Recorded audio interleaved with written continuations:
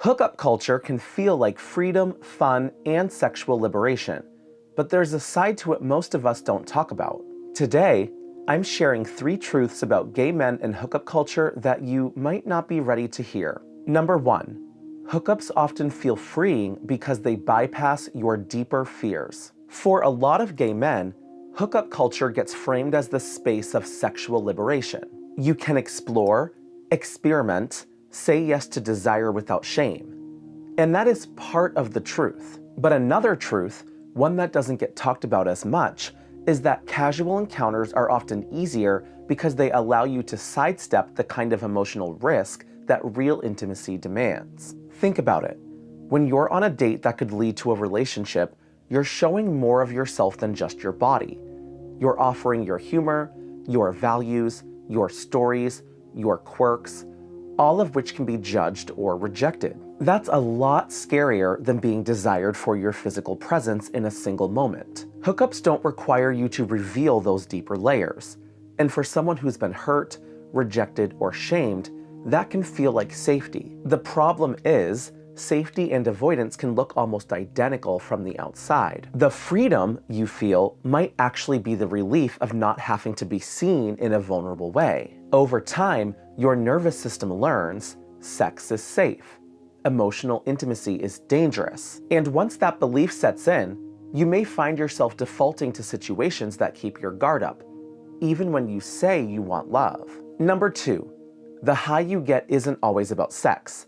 It's about being chosen. For many gay men, especially those who grew up without affirmation for who they were, being desired can feel intoxicating. When you open an app and get a message, when someone makes a move on you at a bar, when someone chooses you out of all the other options they could have, it can hit like a drug. The sexual act is part of it, but often what really lights up your brain is that brief, undeniable proof. I am wanted. Here's the deeper layer.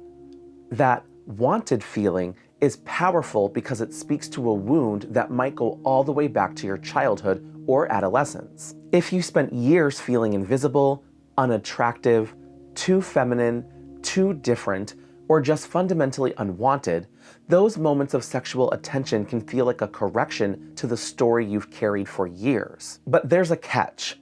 And it's why hookup culture can quietly create dependency. That validation is external and temporary. Once the encounter is over, the proof evaporates, and you're back at baseline. If you don't have a stronger internal sense of worth, your brain starts craving the next hit. Not necessarily because you're sex-obsessed, but because that momentary validation is filling a void you've never learned to meet from within. And over time, you may start mistaking that cycle for genuine connection. Number 3, the culture shapes your worth standards more than you think. A lot of people believe they're just having fun and doing what they want in hookup culture.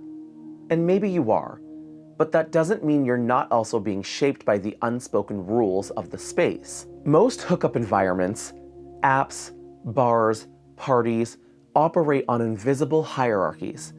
Youth, body type, muscle definition, race, masculinity, sexual role. These hierarchies decide, often without anyone saying a word, who gets the most attention and who gets the least. The thing is, when you're immersed in that environment, it's easy to start measuring yourself by those standards without even realizing it. If the guys who fit the ideal get flooded with attention, your brain starts linking desirability to how well you can match that template. That can lead to subtle but powerful shifts.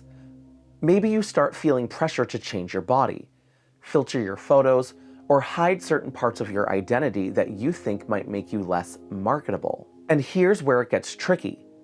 The more you conform to those standards, the more validation you get, which can feel great in the moment. But you're also reinforcing the belief that your worth is conditional, that you're only desirable when you fit into a mold that might not even be authentically you. Over time, this can make it harder to connect with people who would value you for the parts you've been told to minimize. If any of this challenged how you see hookup culture, sit with it. Change starts with awareness, and with being honest about what's really driving our choices. Thanks for watching.